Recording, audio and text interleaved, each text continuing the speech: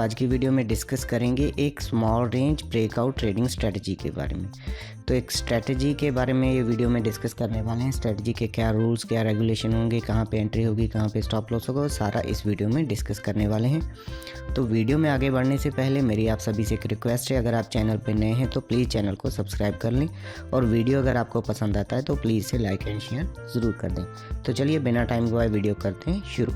तो देखो, कोई भी स्ट्रेटजी सीखने से पहले थोड़ा सा हम एक झलक ये देख लेते हैं कि स्ट्रेटजी आखिर में होती क्या है। ट्रेडिंग स्ट्रेटजी में क्या क्या होना चाहिए वो बहुत ज़रूरी हो जाता है आगे बढ़ने के लिए, वो हमें देखना पड़ेगा पहले। Trading strategy is a set of rule and guidelines.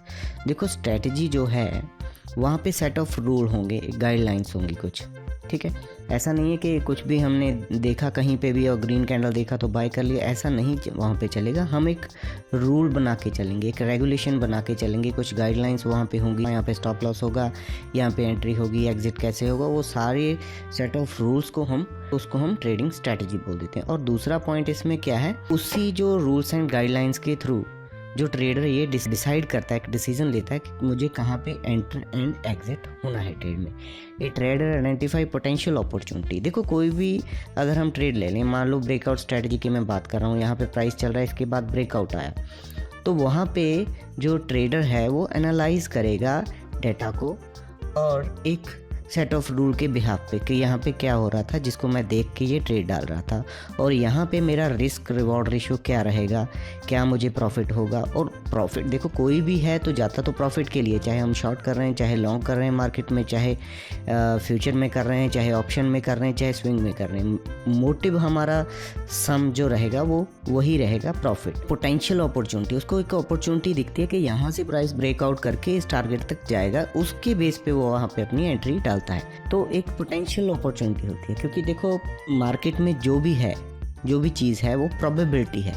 ऐसा पक्का तो कुछ भी नहीं है कि अगर मैंने यहाँ पे ट्रेड डाल दिया तो मैं प्रॉफिटेबल ही हूँगा। नहीं, ऐसा कोई ज़रूरी नहीं होता।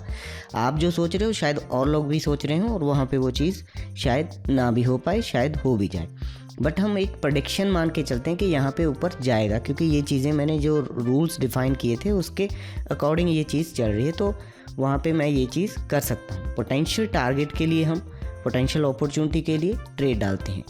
एंड मिनिमाइज रिस्क को हम वहाँ पे मिनिमाइज करके चलते हैं कि रिस्क हमारा कम से कम कहाँ पे होगा। वही स्ट्रेटजी का मेन जो मोटिव होता है वही होता है। By following set of rules, in set of rules को अगर ट्रेडर ठीक है करता है तो वो क्या करता है, इमोशन डिसीजन है जो उसको रिड्यूस कर देता है ये चीज़, क्योंकि वो इमोशनली नहीं चल रहा कि हाँ यहाँ पे मेरे को दिखा यार ग्रीन कैंडल बन रही थी, इसके बाद फिर ग्रीन बन गई, मुझे लगा कि ये ऊपर जाएगा। हाँ, वहाँ पे उसने दूसरी चीज़ें इग्नोर कर दी। मान के चलो कि प्राइस एक्शन है, प्राइस एक्शन में एक सपोर्ट होता है, एक रेजिस्टेंस होता है, ठीक है, एक ट्रेंड लाइन होता है, कैंडल्स की साइकोलॉजी होती है कि ये बुलिश कैंडल है, बेरिश कैंडल है, रिवर्सल होने वाला है, या कुछ भी ऐसी कई चीज़ें होती हैं। वो सभी को इग्नोर करते हुए वो ट्रेडर अगर वहाँ पे एंट्री डाल देता है तो उसने कुछ देखा नहीं, कोई स्ट्रेटजी नहीं थी, कोई सिस्टम नहीं था, उसने एंट्री डाल दी, तो वो उसको वहाँ पे लॉस हो सकता है। लॉस तो देखो इस ट्रेड में भी हो सकता है, अगर स्ट्रेटजी की हम बात करें तो लॉस तो इसमें भी हो सकता है, पर यहाँ पे रिस्क को उसने मिनिमाइज़ किया। एक सेट ऑफ रूल के हिसाब से उसने अपने रिस्क को मिनिमाइज़ किया। एक उसको पता है कि हाँ अगर मैं यहाँ पे ट्रेड करता हूँ तो मेरा मिनिमम लॉस जो है इतना है। अगर वो उस लॉस में एग्री करता है, उसको बियर करने के लिए रेडी है, उसको लग रहा है कि हाँ मेरी कैपिटल का ये 1% है और मुझे रिवॉर्ड यहाँ पे 10% मिलने वाला है, या मुझे ये 10% का रिस्क है, इसके अगेंस्ट 10% का रिवॉर्ड भी मिलेगा, तो वो इस चीज़ को आगे उसको कंटिन्यू कर सकते हैं इस ट्रेड को, ठीक है। तो इस तरह ये होती है स्ट्रेटजी।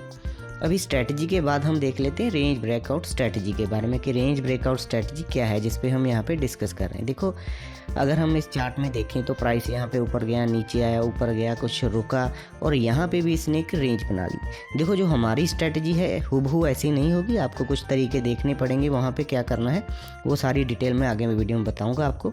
अगर वीडियो यहाँ तक आपको अच्छा लग रहा है तो आप यहाँ वीडियो को लाइक कर सकते हो। टेलीग्राम चैनल का लिंक डिस्क्रिप्शन में, उसको भी आप ज्वाइन कर सकते हो, तो वहाँ पर मैं अपडेट वगैरह करता रहता हूँ, आपको फ्री में। तो यहाँ पे देखिए, कोई भी ट्रेडर है उसने एक रेंज मान लो आइडेंटिफाई कर ली कि स्टॉक जो है, देखो ये एक कैंडल है, उसी एक कैंडल के अंदर ये सारी रेंज सिमटी हुई है, उसके अंदर ही काम हो रहा है, तो उसको वो यहाँ पे ये सोच सकता है कि सपोर्ट के आसपास आके मार्केट यहाँ पे रिवर्स कर रही है, उसे लग रहा है कि यहाँ पे मार्केट बाउंस करेगी, तो मुझे ये टारगेट आता हुआ दिख रहा है कि यहाँ तक मार्केट ट्राई करेगी यहाँ तक पहुँचने का।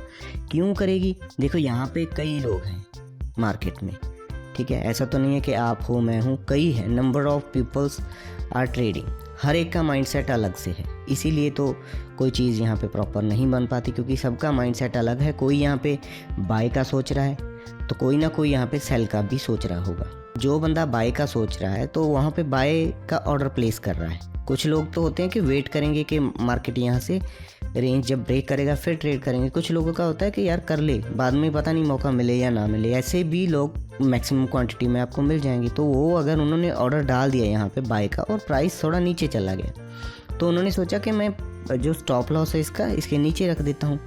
अगर किसी ने सेल का डिसीजन दिया, वहाँ पे सेल कर दिया और प्राइस यहाँ तक आया, उन्होंने अपना सेल का जो स्टॉप लॉस है वो यहाँ पे रख दिया। देखो मार्केट की साइकोलॉजी को समझने की कोशिश करो, जो लोगों की सोच होती है मिनिमम, उस पर हम डिस्कस कर रहे हैं। सभी का ऐसे ही होता है कि यहाँ पे स्टॉप लॉस लगा देता हूँ और शॉर्ट कर देता हूँ, ठीक है। कईयों का होगा कि यहाँ पे बाय कर लेता हूँ, स्टॉप लॉस इसके नीचे लगा देता हूँ। दोनों ही केस हो सकते हैं। और जिसने सेल किया मान लो वो ये भी सोच रहा था, तो देखो यहाँ वहाँ पे प्रॉफिट भी दिख रहा है, तो उन सभी के स्टॉप लॉस यहाँ पे लगे होंगे। अगर मार्केट इस रेंज को ब्रेक करता है तो यहाँ पे होगा क्या? जिसका स्टॉप लॉस सेल जिसने किया है उसका स्टॉप लॉस कौन सा होगा? बाय का। तो वो तो बाय डिफॉल्ट बाय हो गया। अगर वो ट्रिगर हो गए, यहाँ पे आके प्राइस यहाँ तक पहुँच गया, पुश कर दिया उसने, और सबके अगर स्टॉप लॉस हिट हो गए तो फिर प्राइस यहाँ पे मूव दिखाएगा, और मूव दिखाएगा तो प्रॉफिटेबिलिटी आएगी, और लोगों का यहाँ पे सेंटीमेंट भी साथ के साथ चेंज होगा कि मार्केट यहाँ पे इस रेंज को ब्रेक कर दिया। तो यहाँ पे ये जो प्राइस सेक्शन के अकॉर्डिंग ये क्या बन जाएगा? एक सपोर्ट बन जाएगा। जो पहले रेजिस्टेंस था वो सपोर्ट का काम करेगा। अभी ये सपोर्ट बन गया, और लोग अगर प्राइस नीचे आएगा तो फिर बायर इनिशिएट करेंगे। तो इस तरह प्राइस जो है यहाँ पे पुश होके ऊपर चला जाएगा। इसी तरह ये जो रेंज ब्रेकआउट स्ट्रेटजीज बनती हैं। तो यहाँ पे आपको कैसे एंट्री लेनी है, क्या क्या चीज़ें हैं, क्या क्या आपको ध्यान में रखना है, वो सारे हम आगे चल के इस वीडियो में देखने वाले हैं। वीडियो पूरा देखिए, अंत तक देखिए, तभी सारी चीज़ें समझ आएंगी आपको। आगे स्ट्रेटजी के रूल क्या हैं? देखो, what we will see in the chart. क्या देखेंगे हम? एक नैरो रेंज देखेंगे। तो वहाँ पे नैरो रेंज हम आइडेंटिफाई करने की कोशिश करेंगे। रेंज देखो ये भी है, अगर आप इसको देखो, इस प्राइस में एक रेंज, बड़ी रेंज ये है, और बड़ी रेंज के अंदर भी एक छोटी रेंज है। उसको हम आइडेंटिफाई करेंगे और देखेंगे उसका किधर ब्रेकआउट हो रहा है। तो वही चीज़ जो मैंने आपको बताई थी, यहाँ पे लोगों के स्टॉप लॉस हैं, क्योंकि जिसने भी बाय किया रहेगा उसको ये लग रहा है कि प्राइस ऊपर जाएगा, बट प्राइस ऊपर नहीं गया, प्राइस नीचे आ गया। उसने यहाँ पे क्या किया? ट्रिगर कर दिया स्टॉप लॉसेस को। स्टॉप लॉसेस जब ट्रिगर हुए तो प्राइस में एक मूवमेंट नीचे की तरफ देखने को मिली, और प्राइस यहाँ पे अपनी सपोर्ट लेवल को भी तोड़ गया। जो पहले इसका रेंज था उसको ब्रेक अगर किया तो वहाँ पे भी स्टॉप लॉस थे, वो भी मिल गए। तो इस तरह प्राइस अपनी जर्नी करता रहता है इस तरह से। और यहाँ पे हम दूसरी चीज़ क्या देखेंगे? अगर कोई स्ट्रैटेजी के रूल हम बनाने की कोशिश कर रहे हैं तो स्ट्रैटेजी में सबसे पहले तो अगर रेंज ब्रेकआउट स्ट्रैटेजी, तो हम रेंज देखेंगे कि रेंज हमें कहाँ पे मिल रही है। फिर हम ट्राई करेंगे एंट्री फाइंड आउट करने की, हम एंट्री कहाँ पे करें, कैसे करें, वो भी एक पॉइंट हमारे लिए होगा। फिर स्टॉप लॉस, मैं स्ट्रैटेजी की बात कर रहा हूँ कि स्ट्रैटेजी कैसे बनती है, स्टॉप लॉस को भी हम आइडेंटिफाई करें। इन चीज़ों को आप छोड़ नहीं सकते। पहले तो ये है कि आपको आइडेंटिफिकेशन करनी है आपके सिस्टम की। आपने जो सेट ऑफ रूल्स है आपका, आप किस बेसिस पे ट्रेड कर रहे हो, प्राइस एक्शन पे कर रहे हो, ट्रेंड लाइन पे कर रहे हो, ब्रेकआउट पे कर रहे हो, रेंज ब्रेकआउट पे कर रहे हो, वो आपने यहाँ पे आइडेंटिफाई कर लिया। फिर वो आइडेंटिफाई करने के बाद आप एंट्री कहाँ करोगे, वो ज़्यादा ज़रूरी हो जाता है। एंट्री मैंने सपोज यहाँ पे कर ली, कहीं पे भी कर ली, और स्टॉप लॉस में क्या रखूँगा उस पर डिस्कस करेंगे। स्टॉप लॉस के बाद फिर नेक्स्ट क्या हो जाता है? स्टॉप लॉस हो गया, एंट्री भी हो गई। अभी फिर टारगेट में क्या देखूंगा? टारगेट, मेन चीज़ तो टारगेट ही है कि प्राइस में अगर मैंने एंटर कर लिया, स्टॉप लॉस मैंने हिट कर दिया अपना, और इसके बाद मैं टारगेट देखूंगा। टारगेट देखने के बाद या एग्जिट हो जाता है या टारगेट, वो देखने के बाद आगे हम क्या देखेंगे कि जो भी मैंने करना है ये इसके साथ ही होगा कि टाइम फ्रेम कौन सा है। मान लो आपको रेंज देखनी है, रेंज तो आपको 10 मिनट में मिलेगी, 5 मिनट में मिलेगी, 15 मिनट में मिलेगी, 3 मिनट में मिलेगी, 1 मिनट में मिलेगी, सभी टाइम फ्रेम में होगी। तो हमें अपनी स्ट्रैटेजी के अकॉर्डिंग और टाइम फ्रेम को भी यहाँ पे मद्देनज़र रखना पड़ेगा। तो हम टाइम फ्रेम कौन सा देखेंगे वो भी यहाँ पे इसके अंदर आएगा। और फिर सारा कुछ करके रिस्क रिवॉर्ड रेशो, कि मैं कितना रिस्क ले रहा हूँ यहाँ पे और उसके अगेंस्ट मुझे रिवॉर्ड क्या मिल रहा है। वो भी होगा। ये सारी चीज़ें कंबाइन करके जब हम कोई काम करते हैं, कोई ट्रेड डालते हैं, उसको हम स्ट्रेटजी बोलते हैं। तो इसी स्ट्रेटजी के बारे में आज यहाँ पे मैं डिस्कस कर रहा हूँ। तो आगे देख लेते हैं हम यहाँ पे रेंज आइडेंटिफिकेशन। हम इस स्ट्रेटजी के अकॉर्डिंग रेंज कैसे आइडेंटिफाई करेंगे। देखो, रेंज को आइडेंटिफाई करने से पहले एक दो चीज़ें और हैं जो हमें ध्यान रखनी है। वो है सबसे पहले ओवरऑल सेंटीमेंट। मार्केट का सेंटीमेंट भी हमें पता होना चाहिए अगर हम ट्रेड कर रहे हैं, चाहे वो किसी कोई रेंज ब्रेकआउट है या ट्रेंड लाइन है। ऐसा नहीं है, अगर देखो मार्केट बुलिश है, अगर मार्केट बुलिश है तो सपोर्ट पे आके क्या होगा, सपोर्ट ब्रेक हो जाएगी? नहीं, तो यहाँ पे सपोर्ट पे बाउंस मिलेगा। अगर मार्केट में सेंटीमेंट है वो बेरिश है तो यहाँ पे क्या होगा, रेजिस्टेंस पे जाके ब्रेकआउट मिलेगा? नहीं, रेजिस्टेंस पे हम यहाँ पे रिवर्सल देखेंगे। तो ऐसा अगर आपको पहले ये देखना पड़ेगा कि मार्केट में सेंटीमेंट कौन सा है, ट्रेंड कौन सा है, ट्रेंड फॉलो करना पड़ेगा। अगर अप ट्रेंड जा रहा है तो वहाँ पे आप सेल की एंट्री ना ढूंढें। अगर डाउन ट्रेंड आ रहा है तो वहाँ पे बाय से थोड़ा बचें। अगर करना भी है आपको अपोजिट ट्रेड तो आप कम क्वांटिटी में कर सकते हो, लेस क्वांटिटी में आप ट्राई करें। ठीक है, सेंटीमेंट देखना है कि पहले सेंटीमेंट कैसा है। अगर बेरिश है तो हम सेल अपॉर्चुनिटी ढूंढेंगे, अगर बुलिश है तो हम बाय अपॉर्चुनिटी ढूंढेंगे। देखो, एक तरफा आपको होना पड़ेगा, क्योंकि अगर आप दोनों चीज़ें देखोगे तो आपका जो माइंडसेट है वो पजल हो जाएगा। यहाँ पे कई आप सोच रहे हो कि बाय करना है, कभी सोच रहे हो सेल करना है। अगर आप अपनी कन्विक्शन नहीं बनाओगे क्या कि मुझे करना क्या है, एक ही चीज़ कर पाओगे ना एक ही टाइम पे, या तो बाय करोगे या सेल करोगे। अगर दोनों चीज़ें देखोगे तो फिर आप किसी मुश्किल में पड़ सकते हो, क्योंकि देखो आप ऊपर निकला तो आप बाय करोगे, नीचे आया तो आप सेल करोगे। आप ऐसा पागलों की तरह बिहेव करेंगे वहाँ पे, वो थोड़ा आपके लिए डिफ़िकल्ट हो सकता है वहाँ। तो इसीलिए मैं बोल रहा हूँ कि उसको रेंज को आइडेंटिफाई करने से पहले हमें ये देखना है कि सेंटीमेंट मार्केट में चल कौन सा रहा है, उसके हिसाब से काम करना है। अगर हम देखो यहाँ पे रेंज की बात कर रहे हैं कि रेंज होगी, एक छोटी रेंज होगी, वो कितनी रेंज कितनी हो सकती है, मिनिमम अमाउंट की कितनी हो सकती है, वही हमारा डिसाइड करेगी स्टॉप लॉस। मान के चलो निफ्टी में ये रेंज आपको 50 रुपये से लेके 80 रुपये 70 रुपये के बीच में मिल जाएगी। अगर हम बैंक निफ्टी की बात करें तो वहाँ पे थोड़ी रेंज बड़ी मिलेगी आपको। वहाँ पे आपको मान के चलो 50-60 रुपये से लेके 120-30 रुपये तक की रेंज देखने को मिल सकती है। ऐसा है, ऐसा नहीं है कि अगर आपने देखो निफ्टी की बात कर ली और यहाँ पे रेंज जो चल रही है 110 की, 110 से 150 की चल रही है, तो ये रेंज थोड़ी बड़ी रेंज है। हमें थोड़ी नैरो रेंज फाइंड आउट करनी है, इतनी बड़ी रेंज हमें काम नहीं करना। तो यहाँ पे क्योंकि वॉलेटिलिटी बहुत ज़्यादा रहेगी तो आपका रिस्क रिवॉर्ड रेशियो यहाँ पे अच्छा नहीं रहेगा। तो ये चीज़ें थोड़ी ध्यान रखनी है हमें। रेंज कितनी होगी, कैसे रेंज को आइडेंटिफाई करेंगे। देखो, रेंज में जो कैंडल्स हैं वो हमारी 4 से 5 कैंडल हो सकती हैं, नंबर 1 तो। दूसरा कैंडल, ये हो गया 1 कैंडल रेंज। 1 कैंडल रेंज से मेरा मतलब है एक कैंडल बना यहाँ पे और बाकी जो कैंडल बन रही है यहाँ पे हो सकता है विक भी हो, उसी रेंज के अंदर बन रही हैं, ऐसे बन रही हैं यहाँ पे कहीं पे 4-5 कैंडल एक कैंडल की रेंज में, तो इसको हम 1 कैंडल रेंज कहेंगे। इसके ब्रेकआउट पे आपको ट्रेड करना है या ब्रेकडाउन पे करना है। ठीक है, तो ये हो गया। और दूसरा हमारा है इसके बाद 3 कैंडल रेंज हो सकती है, 2 कैंडल रेंज हो सकती है। 2 या 3 का मैं अगर बात करूँ तो ये 2 कैंडल रेंज है। तो 2 कैंडल रेंज का मीनिंग है कि 2 कैंडल की रेंज में अभी जो प्राइस है चल रहा है, ऐसे ऐसे कभी ऊपर जा रहा है कभी नीचे जा रहा है। 4-5 कैंडल्स जो बन रही हैं किसी भी टाइम फ्रेम में, अगर हम 5 मिनट में ये ट्रेड कर रहे हैं या 15 मिनट में कर रहे हैं तो वहाँ पे ये रेंज ऐसे बन रही है। 3 कैंडल का मीनिंग हो गया 3 कैंडल मार्केट में बने और 3 की रेंज में अभी बाकी सारी कैंडल्स अप डाउन वहीं पे कर रही हैं। तो ये ऐसे रेंज को हमें आइडेंटिफाई करना है। अभी यहाँ पे भी देखो टाइम फ्रेम कौन सा होगा। टाइम फ्रेम देखो आपके अकॉर्डिंग है। 5 मिनट में अगर आप ट्राई कर रहे हो तो यहाँ पे मैक्सिमम मैंने कहा 4 से 5 कैंडल होंगी और टाइम यहाँ पे 20 मिनट के करीब यहाँ पे स्पेंड होगा। और अगर 15 मिनट में है तो 50-60 मिनट आपके वहाँ पे इस रेंज में प्राइस घूमना चाहिए। ठीक है, तो बाकी देख लेते हैं यहाँ पे आगे जाके हम कि एंट्री एग्जिट लेवल्स इस जो स्ट्रेटजी के अकॉर्डिंग क्या बनते हैं। Where we will have to enter in a trade, कहाँ पे हम ट्रेड में एंटर होंगे। देखो ये कैंडल ने अगर हम देखें यहाँ पे, क्योंकि एक ही कैंडल के अंदर ये कैंडल बन रही है। मैंने प्रॉपर कैंडल नहीं बनाई तो विक भी हो सकती हैं, वो तो वैसे ही मैंने आपको समझाने के लिए ये बना दी हैं। ठीक है, तो एक आपको जाके आगे मैं रियल चार्ट पे भी दिखाऊंगा कैसे ये चीज़ें काम करती हैं। तो एक जो ये हमारा है कैंडल का रेंज है और रेंज को ब्रेक कर दिया है यहाँ पे कैंडल ने। क्लोजिंग आनी चाहिए इस कैंडल की, जो कैंडल ब्रेक कर रहा है उसकी क्लोजिंग पे हम एंटर करेंगे क्लोजिंग के बाद। ऐसा नहीं है कि कैंडल जा रहा था उसके बाद फिर वापस आ गया और उसके रेंज के ऊपर उसकी विक रह गई और दूसरा कैंडल इसके नीचे बना, तो यहाँ पे हम बाय एंट्री इनिशिएट नहीं करेंगे, क्योंकि यहाँ पे हमारा जो ये स्ट्रेटजी है वहाँ पे उसका ब्रेकआउट हमारे अकॉर्डिंग नहीं हुआ।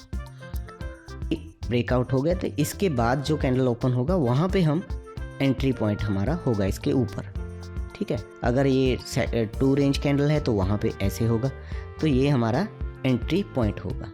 टाइम फ्रेम वही जिस टाइम फ्रेम में आप ट्रेड कर रहे हो। और इसके बाद आ जाती है स्टॉप लॉस की बात। कैंडल ऊपर क्लोज हुआ, हमने यहाँ पे एंट्री करी, एंट्री करते ही आपको अपना पुट करना है स्टॉप लॉस। स्टॉप लॉस देखो इस रेंज के नीचे रखना है हम, रेंज, ठीक है, बॉटम पे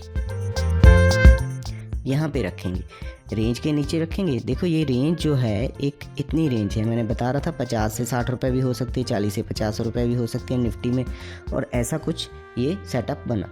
तो आपको देखना है कि अगर आप यहाँ पे ट्रेड करते हो, आप ये रिस्क बियर कर सकते हो, उठा सकते हो ये रिस्क। अगर 50 रुपये का है, आप एक ट्रेड में 50 रुपये का रिस्क लगा सकते हो। अगर निफ्टी में लगाएं तो ये मान के चलो 2500 का रिस्क आ गया। अगर आप ये उठा सकते हो, आपका जिगरा है कि 25 रुपये कोई ज़्यादा नहीं है। अगर एक लॉट की बात कर रहा हूँ, अगर आप 10,000 भी उठा सकते हो तो आप 4 लॉट बाय कर लो। इसके बाद फिर आप जितनी मर्जी उठा लो, जितना आपका सिस्टम झेल सकता है, आपकी जेब अलाउ करती है, उतना आप यहाँ पे कर सकते हो। अगर ये रिस्क आपके रिस्क रिवॉर्ड रेशियो में आ रहा है, ठीक है ना। कोई भी ट्रेड आप करो, ऐसे करोगे तो प्रॉफिट 100% होगा।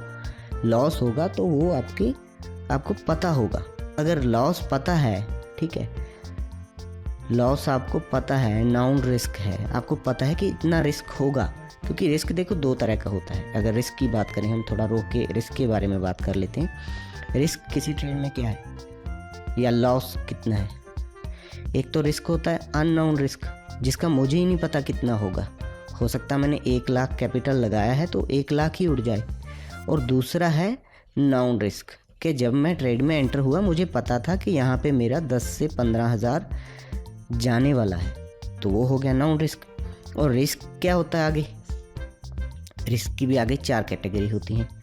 बिग रिस्क होता है, बिग रिवॉर्ड होता है, स्मॉल रिस्क होता है, स्मॉल रिवॉर्ड होता है, ठीक है, ऐसे होता है। अगर आपको ये स्मॉल लग रहा है रिस्क और उसके अगेंस्ट आपको ये रिवॉर्ड भी सही लग रहा है, तो आप एंटर कर सकते हो। अगर आपकी ये रेंज में नहीं आ रहा है तो इसको छोड़ दो, फिर और सेटअप देखो, यहाँ पे रेंज आपको और छोटी मिल जाए तो वहाँ पे ट्रेड कर लो। क्योंकि देखो आपको ट्रेड जब करना है तो फिर शांति से करना है, अपने सिस्टम के अकॉर्डिंग करना है। यहाँ पे आएगा तो काटेंगे, यहाँ पे आगे डर के नहीं काटेंगे। हो सकता है यहाँ पे फिर ऊपर चला जाए। जो जिस सिस्टम में आप एंटर कर रहे हो उसको फिर प्रॉपर आप फॉलो करोगे। इसी को स्ट्रेटजी बोलते हैं हम। यही स्ट्रेटजी होती है। ऐसा नहीं है कि फिर वही इमोशन हमारा हमें छोड़ना पड़ेगा, फिर स्ट्रेटजी पे बैठना पड़ेगा। स्ट्रेटजी अगर सही है तो सही है। तो यहाँ पे हमारा stop loss below the range होगा। इसी तरह ये 2 कैंडल्स रेंज में भी यही होगा और 3 कैंडल रेंज में भी यही होगा। अगर वो हमारे रिस्क रिवॉर्ड रेशियो में आ रहा है तो ठीक है, टाइम फ्रेम हम जो भी देखेंगे उसी में होगा। आगे जो नेक्स्ट पॉइंट है हमारा वो है what will be the target. अभी हम एंटर तो कर गए हैं, यहाँ पे हमने एंट्री कर ली, ये हमने स्टॉप लॉस भी लगा दिया। अभी टारगेट कितना मिलेगा हमें, क्योंकि मेन चीज़ तो यहीं पे जा रहे हैं। तो देखो पहला टारगेट अगर मैं करूँ 1 = 1 बेस्ट है। अगर ये मिल रहा है आपको, ट्रेड 2 कर रहे हो तो अच्छा है। अगर शाम तक एक ट्रेड में प्रॉफिट हुआ, एक में लॉस हुआ, तो आप ब्रेक इवन के आसपास हो। हाँ, अगर एक ही ट्रेड कर रहे हो, प्रॉफिटेबल हो गया तो बेटर है। वो आपको डिसाइड करना पड़ेगा आपको कितने ट्रेड करने हैं, आपका कितना रिस्क मैनेजमेंट है, उसके हिसाब से काम करना पड़ेगा। यहाँ पे देखो हमने एंट्री कर ली, स्टॉप लॉस लगा दिया। अभी टारगेट की बात आ गई है। टारगेट हम कितना रखेंगे यहाँ पे, जो ये रेंज है। अगर मैं 1 की बात कर रहा हूँ तो ये मेरा रिस्क है इतना, इस रेंज के अंदर, तो मैं रिवॉर्ड भी कम से कम इतना ही रखूँगा इस रेंज के हिसाब से। तो यही मेरा वहाँ पे रिस्क होगा, रिवॉर्ड होगा, सॉरी। तो इतना ही रिवॉर्ड मैं टारगेट पहले अप्लाई करूँगा 1 का। टाइम फ्रेम वही है जो आप जिसमें ट्रेड कर रहे हो। अगर 5 मिनट में कर रहे हो तो 5 मिनट के हिसाब से देखो। और दूसरी चीज़ ये भी है, अगर आप 15 मिनट की बात कर रहे हो, थोड़ा मैं रोक के आगे एक चीज़ और आपके साथ डिस्कस करता हूँ। 15 मिनट में कर रहे हो तो वहाँ पे ये जो रेंज है 1 कैंडल है वो भी कई बार थोड़ी बड़ी हो सकती है। यहाँ पे इसकी बिग रेंज हो सकती है। अमाउंट के हिसाब से अगर मैं बताऊँ, मीन्स ये 50 से, अगर मैं 100 की बात करूँ तो हो सकता है 70 से 80 के बीच में हो। और यही कैंडल अगर मैं 5 मिनट टाइम फ्रेम में देखूँगा तो यहाँ पे मुझे हो सकता है ये 30 से 40 रुपये में मिल जाए। तो आपको अपने हिसाब से करना है। अगर आप ये इसकी बात कर रहे हो तो फिर इसका रिवॉर्ड भी उसी हिसाब से बड़ा आएगा। अगर इसकी बात कर रहे हो तो रिवॉर्ड भी इसी के हिसाब से 30-40 रुपये आएगा। ज़रूरी नहीं है कि आपको 70-80 के लिए रिवॉर्ड के लिए दौड़ना है, आप 30-40 के लिए भी जा सकते हो, क्योंकि वो आपके रिस्क रिवॉर्ड रेशो में आपकी रेंज में भी आ रहा है। ठीक है, आपकी रेंज में भी आना चाहिए ना। प्राइस की रेंज में ओनली यही नहीं है कि आपके चार्ट पे दिख रहा है, आपको अपने हिसाब से भी प्लान करना पड़ेगा। आगे दूसरा है प्राइस एक्शन बेसिक, वो भी आपको साथ के साथ आना चाहिए, क्योंकि वो भी बहुत ज़रूरी है। अगर आप प्राइस एक्शन को यहाँ पे छोड़ दोगे तो वो भी आपको दिक्कत दे सकता है, उसको भी आपको साथ के साथ फॉलो करना पड़ेगा। अभी देखो यहाँ पे जो मैंने वैसे ही एक ट्रेंड लाइन आपको लगा के दिखाई है कि मान के चलो कि इस ट्रेंड लाइन के ऊपर हम जा रहे हैं और मार्केट में सेंटीमेंट, मैं फिर वही कहूँगा, सेंटीमेंट आपने चेक कर लिया बुलिश है और एक ट्रेंड लाइन का ब्रेकआउट भी आ गया और आपने एंट्री भी कर ली। यहाँ पे स्टॉप लॉस इस रेंज के नीचे भी लगा दिया, तो यहाँ पे टारगेट आने के चांसेस बढ़ जाते हैं, क्योंकि सेंटीमेंट भी बुलिश है मार्केट में और ऊपर से एक प्राइस एक्शन को, ट्रेंड लाइन को भी मार्केट ब्रेक कर रहा है, वो भी एक ब्रेकआउट आ रहा है और ऊपर से आपकी रेंज का ब्रेकआउट आ रहा है। तो यहाँ पे चांसेस बढ़ जाते हैं आपके प्रॉफिटेबिलिटी के। ठीक है, क्योंकि हम डायरेक्शनल मूव में काम कर रहे हैं। अगर मार्केट में जो ट्रेंड है वो पॉजिटिव है, उसी के हिसाब से हम काम कर रहे हैं। ठीक है, और साथ में आपको एज मिल गई प्राइस एक्शन से, तो आपके लिए बेटर चॉइस हो सकती है ये स्ट्रेटजी।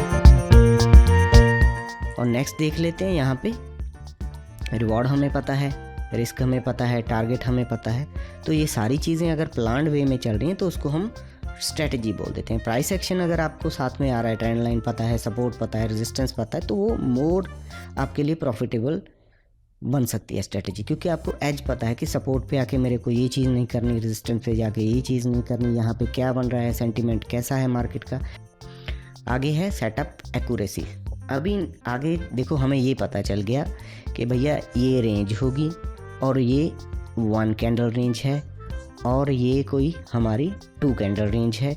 इसी तरह 1, 2, 3 कैंडल रेंज है, 3 कैंडल रेंज और 2 कैंडल रेंज और ये 1 कैंडल रेंज है। तो हमें ये पता चल गया कि हमें एंट्री इसके बाद क्लोजिंग पे करनी है। टाइम फ्रेम मैंने आपको बता दिया, 5 मिनट 10 मिनट कोई भी होगा, और स्टॉप लॉस मेरा इसके नीचे होगा और रिवॉर्ड मेरा 1 का होगा।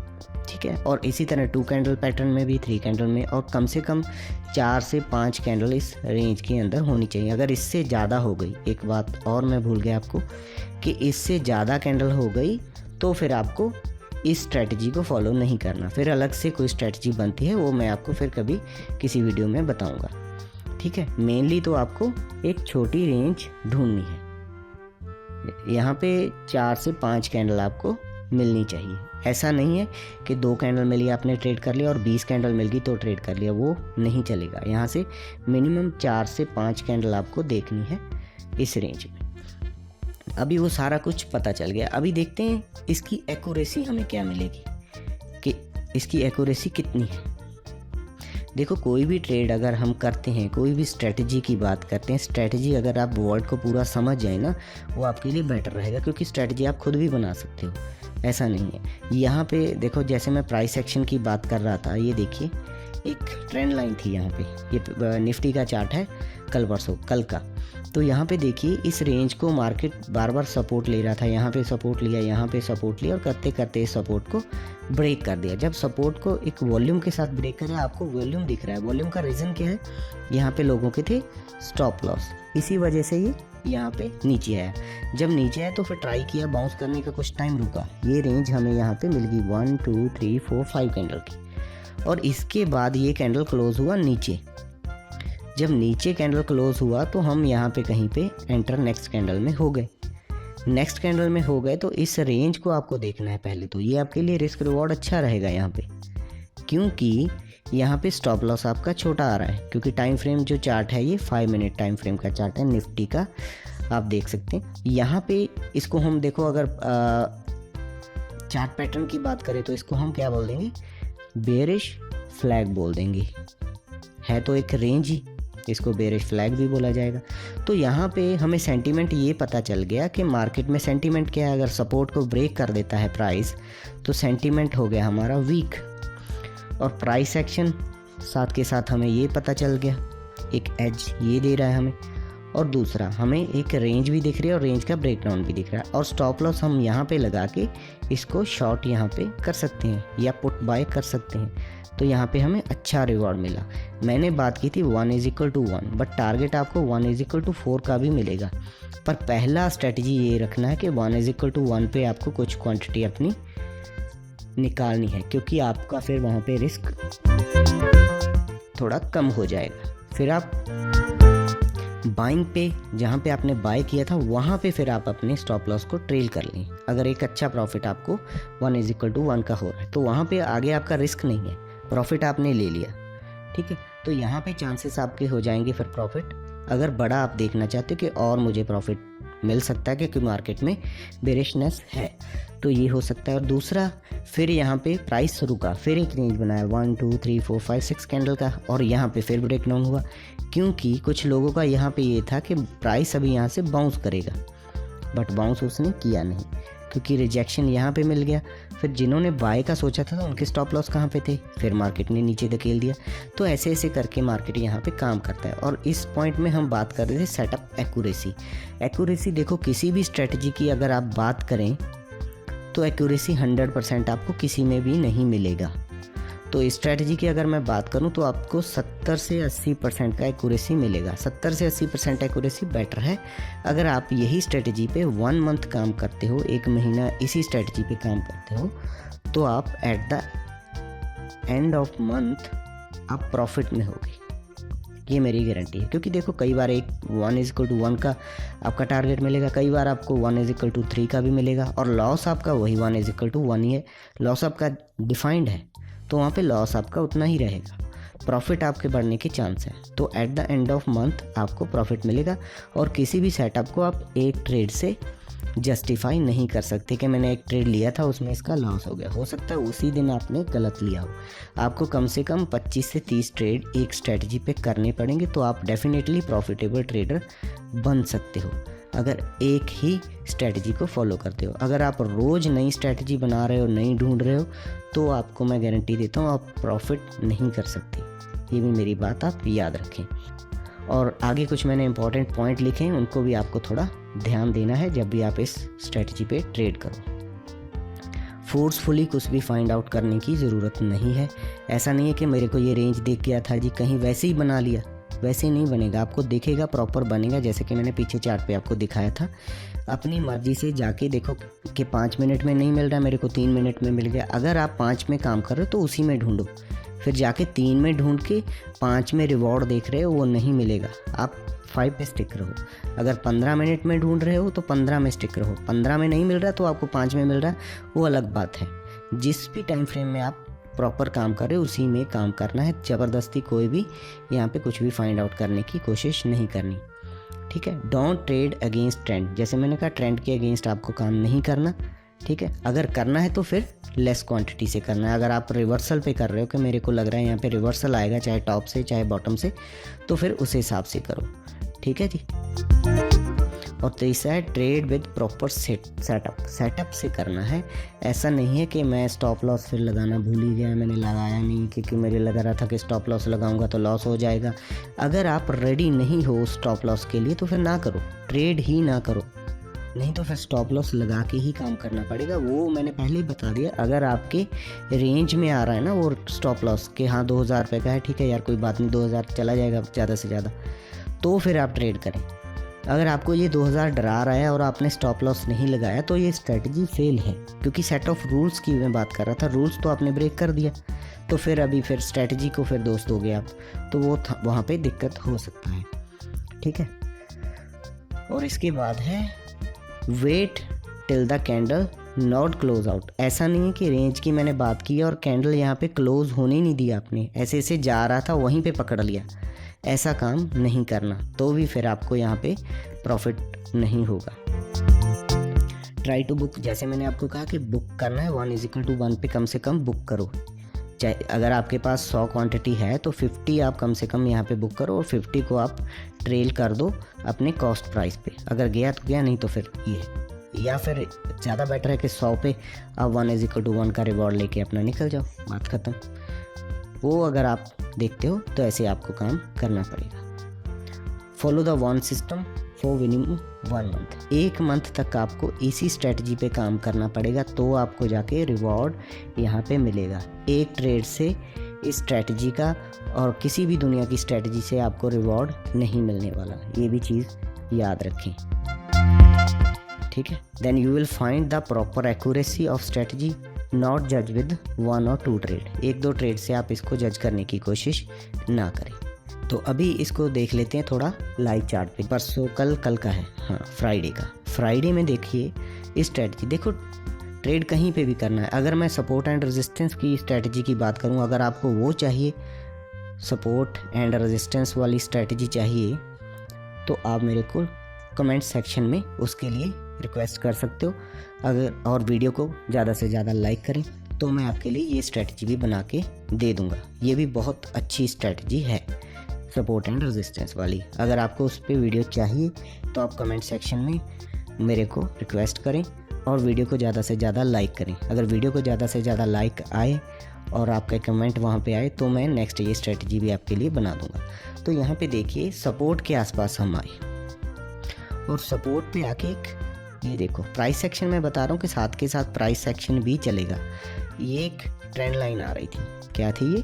Trend line. और यहीं पे कहीं पे ट्रेंड लाइन के बाद ब्रेकआउट होने के बाद एक रेंज बना, तो यहाँ पे 1 कैंडल की रेंज में हम काम कर रहे थे और इसका ब्रेकआउट हुआ। स्टॉप लॉस हमारा यहाँ पे था, हम एंटर हमने किया, तो आप देखो रिवॉर्ड हमें इतना मिला। हमें इतने की ज़रूरत नहीं है, हमें था कि हमें 1:1 का मिल जाए और 1:2 का मेरे ख्याल में यहाँ पे आपको दिख रहा है रिवॉर्ड, तो वो बुक करें और यहाँ से निकलें। इसके बाद दोबारा फिर वही हुआ, सपोर्ट पे आके ये कैंडल बुलिश बन रहा है, यहाँ पे फिर कैंडल बना और इसका ब्रेकआउट यहाँ पे हुआ। तो यहाँ पे भी हमें कम से कम 1:1 का एक ही कैंडल में मिल गया रिवॉर्ड। फिर साथ के इसके बाद क्या हुआ, प्राइस ने यहाँ पे इस सपोर्ट को ब्रेक कर दिया, क्योंकि जो सेंटीमेंट सुबह से हमें दिख रहा था फ्राइडे के दिन वो कोई ज़्यादा बुलिश नहीं था। वो आपको भी पता है, मुझे भी पता है, सेंटीमेंट बुलिश नहीं था। तो हमें क्या देखना है, बेरिश ट्रेड देखना है। ठीक है, तो हम यहाँ पे 2 ट्रेड हमें बुलिश भी मिल गए और साथ में हमने स्टॉप लॉस के साथ काम किया, वो ठीक है। और इसके बाद फिर ये रेंज को प्राइस ने ब्रेक कर दिया। ब्रेक करने के बाद जो सपोर्ट हमारी ब्रेक हुई तो वहाँ पे फिर एक रेंज बना 1 2 3 4 5 कैंडल का। तो इसके नीचे हमने ब्रेक डाउन किया तो स्टॉप लॉस हमारा यहाँ पे रहेगा और हम एंटर करेंगे तो फिर प्रॉफिट हमें 1:2 का हुआ। ऐसे ऐसे करते ये स्ट्रेटजी आपको अच्छा प्रॉफिट दे सकती है अगर आप एक सिस्टमेटिक वे से इसमें काम करोगे। ठीक है, कहीं पे भी ऐसा नहीं कि ढूंढने की कोशिश हम करते नहीं। देखो यहाँ पे भी हुआ एक छोटा रेंज, तो यहाँ पे भी बना 1 2 3 4 कैंडल का। कम से कम 4 से 5 कैंडल आपको देखना है और अच्छी कैंडल हों और किसी जगह पे अगर मिल जाएं तो वो ज़्यादा बेटर है। अगर किसी प्राइस एक्शन पे मिल जाएं, किसी रेजिस्टेंस पे मिल जाएं, किसी सपोर्ट के आसपास मिल जाएं तो वो ज़्यादा बेटर रहेगा। अगर यहाँ पे हम देखें तो ट्रेंड लाइन का ब्रेकडाउन हुआ है, ब्रेकडाउन के बाद मिल रही है, तो यहाँ पे हम बुलिश इतना नहीं सोचेंगे क्योंकि सेंटिमेंट भी मार्केट का बेयरिश ही है। तो यही था इस वीडियो में। आई होप आपको ये स्ट्रैटेजी अच्छी लगी होगी। इसको ट्राई करें, 1 मंथ तक ट्राई करें। मैं ये नहीं कह रहा कि आप हज़ार क्वांटिटी से करें, एक लॉट से अगर ट्राई करके देखें आप। अगर इसको बैक टेस्ट करेंगे तो आपको अच्छा रिज़ल्ट मिलेगा। अगर मिला तो मेरे को कमेंट सेक्शन में ज़रूर बताइएगा। और आज के लिए इतना ही। Thank you very much.